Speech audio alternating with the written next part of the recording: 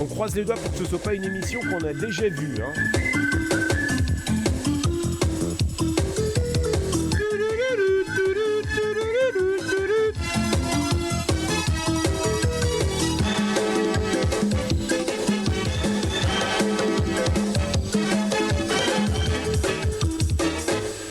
Salut à tous, bienvenue dans Micro Kids qui accueille aujourd'hui Danny Bullock, Mister Avant-Première himself. Salut Danny. Bonjour Jean-Michel.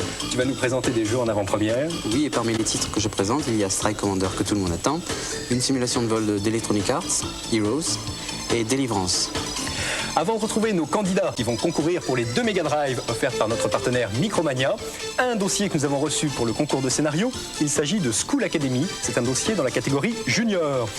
Il retrace la journée d'un étudiant qui veut rentrer dans une grande école de commerce.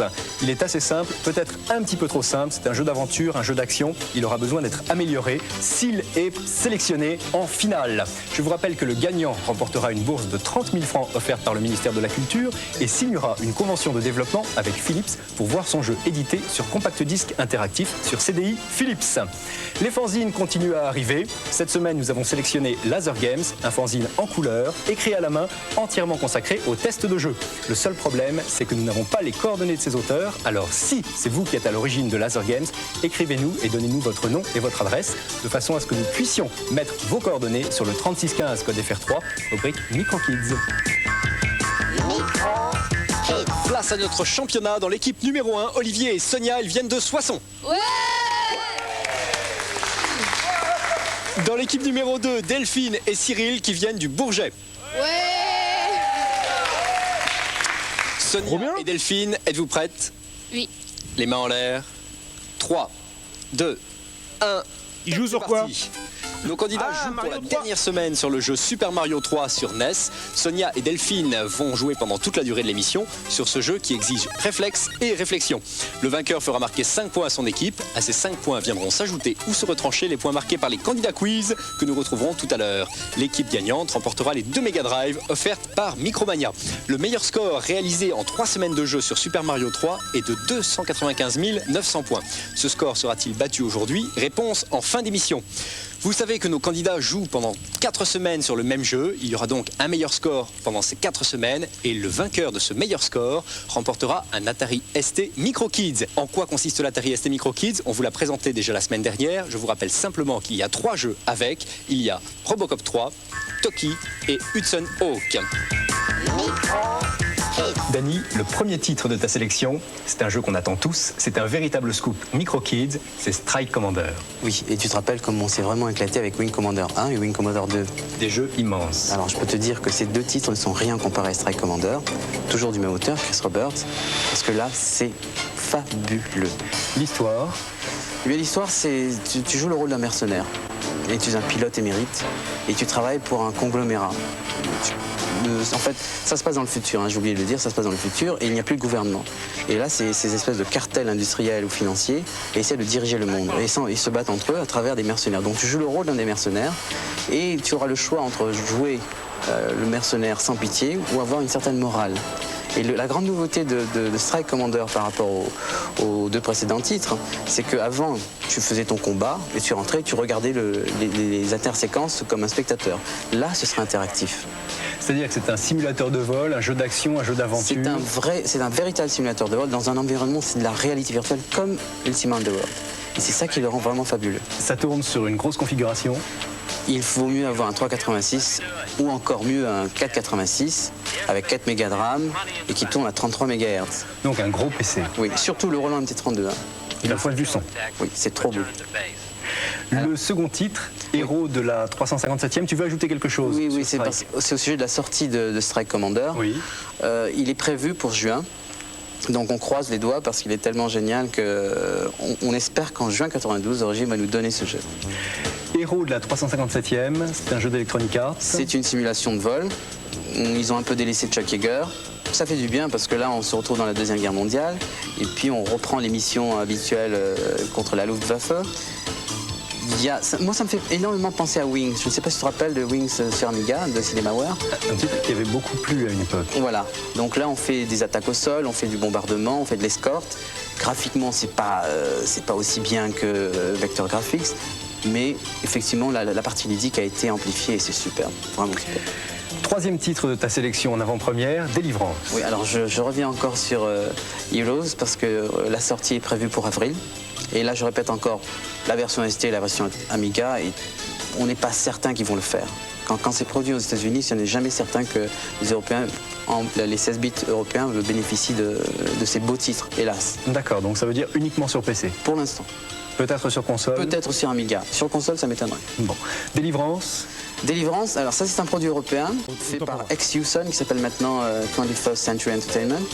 Alors tu sais, quand un produit marche bien, t'as des remakes comme au cinéma. Là, c'est un remake de Gods. De Gods qui était qui est un jeu fabuleux de Renegade.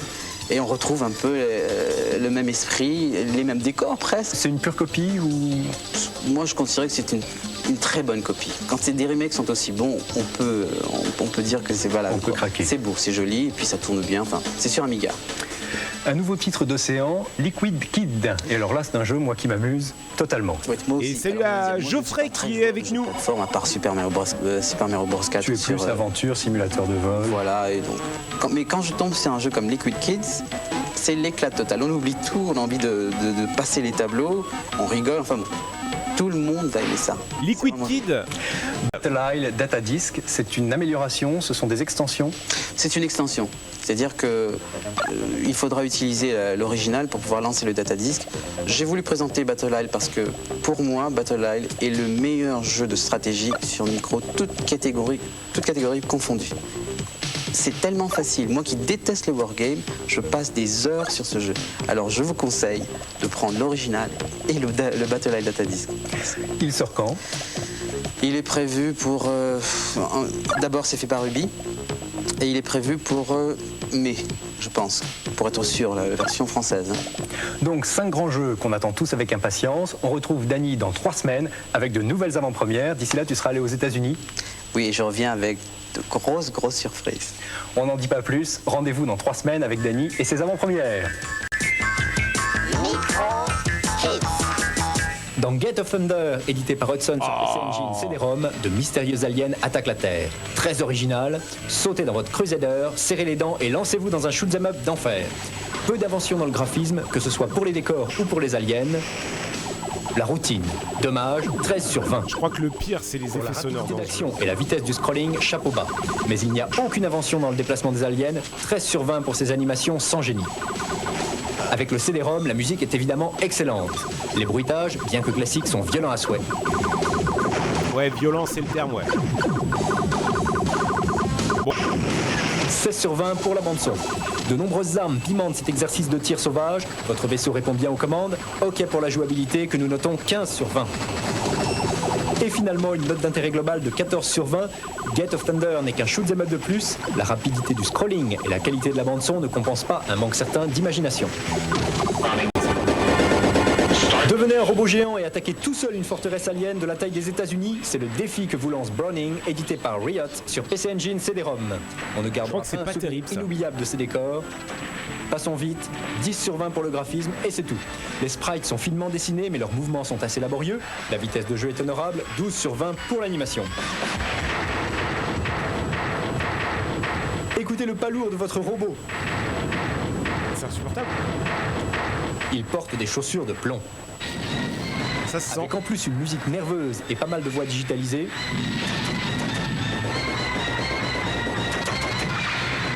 La bande-son s'en tire plutôt bien, 16 sur 20. Il faut une ou deux parties pour s'habituer aux réactions du robot, normal. Après, tout se passe bien et il se révèle docile et maniable, 14 sur 20 pour la jouabilité. Et finalement, une note d'intérêt très moyenne de 11 sur 20. Browning se joue sans émotion, on ne s'ennuie pas, mais on ne s'éclate pas non plus. Et techniquement, seule la musique justifie l'emploi du CD-ROM. Pourtant, on a essayé. Hein. Super Off-Road de Trade West sur Super Nintendo est une simulation de course de voitures sur piste très spéciale. Boss en série, butte de sable, mare de boue ou véritable lac, on en fait voir de toutes les couleurs à votre Super 4x4. Équipez-le avant la course de pneus larges, de suspension de choc et de charge de nitro pour accélérer à fond. Le graphisme n'est pas époustouflant, cependant les difficultés du parcours sont très lisibles. Tout comme les bonus à récolter au passage, 14 sur 20. Pas d'exploit non plus quant à l'animation, notons quand même que les sprites des voitures sont bien distincts et qu'ils se déplacent vite, 14 sur 20 encore. La bande son, elle, est excellente, quelques bruitages sympas, mais surtout une musique de fond hard rock de première bourre.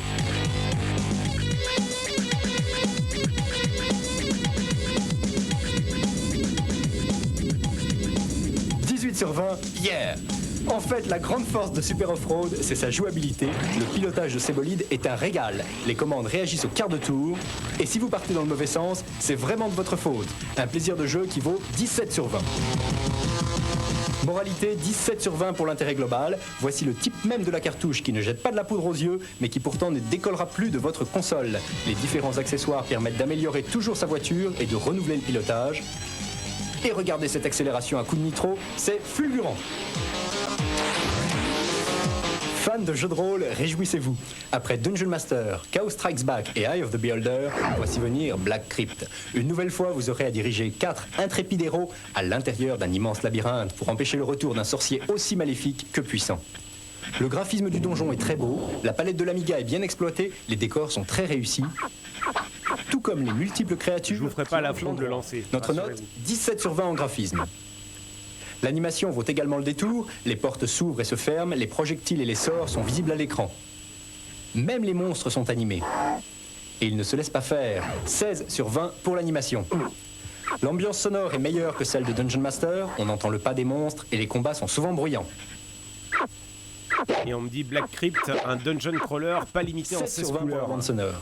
La jouabilité est exemplaire, tout à la souris avec la possibilité d'utiliser le clavier pour vous déplacer. Les icônes sont bien conçues et tout ça est très clair. Notre note, 18 sur 20. Et un intérêt global de 19 sur 20, Black Crypt s'affirme déjà comme une nouvelle référence dans le domaine du jeu de rôle sur micro. Bien qu'il ne soit pas aussi réaliste que Dungeon Master, il profite d'une superbe réalisation et de l'attrait de la nouveauté, un must sur Amiga. Nous avions déjà parlé de Leander de Psygnosis en avant-première. Oh là là. Voici aujourd'hui le test complet sur Amiga à gauche et sur ST à droite. Bien qu'assez peu coloré, pour des raisons de programmation, les graphismes de Leander sur Amiga tirent leur épingle du jeu grâce à leur finesse, 15 sur 20 en graphisme. Les graphismes du ST ne sont pas au niveau de ceux de l'Amiga, mais ils restent agréables, 14 sur 20. L'animation est extrêmement fluide sur Amiga, malgré le scrolling plein écran et la taille respectable des sprites. La démarche de Leander est souple, une réussite que nous notons 17 sur 20. L'animation sur ST n'est pas en reste. Si le scrolling parallaxe manque à l'appel, la fluidité est toujours là, 15 sur 20. Ils sont tellement gentils avec la tarif. Sur Amiga, Leander vous offre le choix entre musique et bruitage. Les deux aspects de la bande sonore sont agréables, sans avoir rien d'exceptionnel.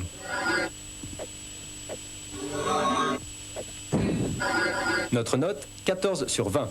Sur ST, les bruitages sont pratiquement au niveau de ceux de l'Amiga, 14 sur 20 également. Il n'y a effectivement aucun jeu qui est sorti avec La jouabilité de et l'Amiga est effets très sonores. bonne, grâce à une difficulté bien dosée et une grande précision dans les commandes. 17 sur 20. Et sur ST, 17 sur 20 également. Les auteurs de cette conversion ont su préserver la qualité essentielle du jeu, sa jouabilité. Bilan final, 16 sur 20 sur Amiga. Leander est un très bon jeu d'action qui rappelle fortement le graphisme japonais des cartouches sur console. Sur ST, 16 sur 20. Les possesseurs de ST qui enviaient Leander à leurs voisins sur Amiga peuvent désormais se le procurer sans hésitation. Compte tenu des différences entre les machines, l'intérêt reste sensiblement le même. Top jeux vidéo catégorie console. En seconde position sur Mega Drive, Robocode d'Electronic Arts. Numéro 3, Street of Rage de Sega. Numéro 4, Rolling Thunder 2 de Namco. Et numéro 5, EA Hockey d'Electronic Arts, toujours sur Mega Drive. Sur NEC maintenant, Jackie Chan est en 4e position, suivi de Super Long Nosed Goblins. Sur NES, numéro 4, Super Mario Bros. Et numéro 5, Double Dragon 2. Top jeux vidéo catégorie micro, numéro 10, Eye of the Beholder 2 de SSI sur PC, numéro 11, Power Monger Datadisk sur Amiga et numéro 12, Final Fight sur ST et Amiga. Je vous rappelle que vous pouvez retrouver le top jeux vidéo tous les jours sur Fun Radio avec 13. Micro, Plus que quelques minutes de jeu à nos candidats quiz, Olivier et Cyril. Ah, ça va être à vous, vous allez pouvoir tester votre culture générale. La question nous est envoyée par Nicolas de Tacoignières.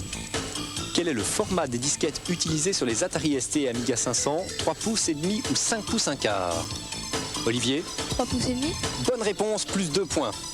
Deuxième question, tout le monde connaît Super Mario Bros, mais que signifie en français l'abréviation Bros? Ah, Frère. Oui Cyril, frère, c'est une bonne réponse, ça veut dire brother, c'est-à-dire frère en français effectivement. C'était une question de Julien qui habite Bordeaux. Bonne réponse, plus 2 points. Troisième question signée Nicolas de Lers. Parmi ces fabricants, qui fabrique le joystick Navigator? Sega, Konix ou Quickshot? Sega, Konix ou Quickshot qui fabrique le joystick Navigator? Quickshot. Oui. Cyril, Quickshot, et non, c'était Konix, moins 2 points. Merci à Nicolas, Julien et Nicolas. Ils gagnent des abonnements à Tilt et à Console Plus. Plus que 10 secondes. 5, 4, 3, 2, 1, top. C'est Delphine de l'équipe numéro 2 qui remporte la victoire avec 182 200 points contre 147 080 points pour Sonia de l'équipe numéro 1. Delphine fait donc marquer 5 points à son équipe. 5 points. Yeah, Delphine qui est dans le chat ce soir. 5 points pour l'équipe numéro 2 contre 2 points des questions quiz pour l'équipe numéro 1. C'est donc l'équipe de Delphine et de Cyril qui remporte les 2 Mega Drive offertes par notre partenaire Micromania. Et bonsoir au passage à Zero Divide, bonjour à Géomatel, salut également à Randall Flag et à Sam. Bien évidemment pour nos 4 candidats. Gabji, bienvenue à toi. Des compacts disques, des pins clignotants et des t-shirts qu'ils emportent avec eux. On applaudit Olivier et Sonia, les perdants.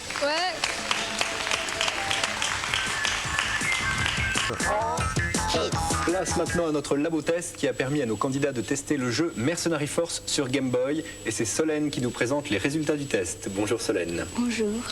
Ta note de graphisme? 17. Tu as des commentaires sur le graphisme? Oui, il est bien, mais il est un peu répétitif. En animation? En animation, j'ai mis 16. Oui. C'est bien, mais c'est répétitif aussi. À dire tout le temps. D'accord. Pour le son? Le son 18, il va bien avec le jeu, mais il est aussi répétitif. C'est une bonne note pourtant, 18. En jouabilité?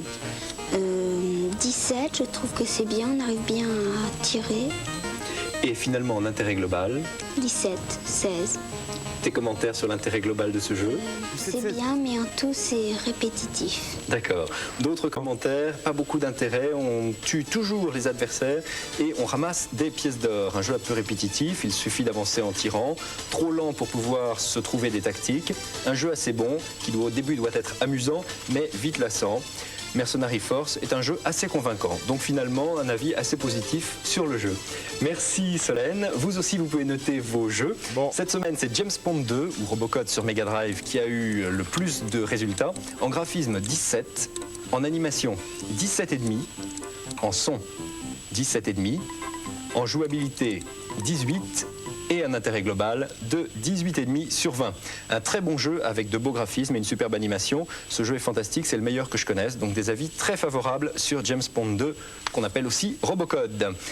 Avant de nous quitter, je vous rappelle que le disque Micro Kids est sorti avec la musique originale de Micro Kids et les bandes son de Sonic et de Mario. L'adresse de l'émission Micro Kids Tilt Console Plus, 913 rue du Colonel Avia, 75 015 Paris. La démo de la semaine s'appelle Mega Demo 2, elle tourne sur Amiga et elle a été créée par les Crypto Burners. Je vous rappelle que pour vous procurer les démos, c'est simple, vous laissez un message sur le 3615 FR3 rubrique Micro Kids. C'est également là que vous trouverez toutes les informations pour vous procurer le disque Micro Kids, le pins clignotant et les t-shirts Micro Kids. Voilà, bonne semaine à tous, jouez bien, bye bye. Et c'est le moment de David, les démos Amiga.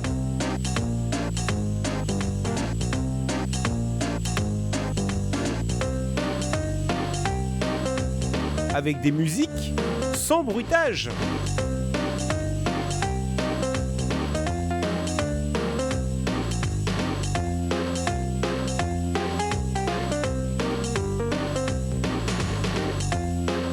Oui, mais tu comprends, l'Amiga est limité techniquement, hein.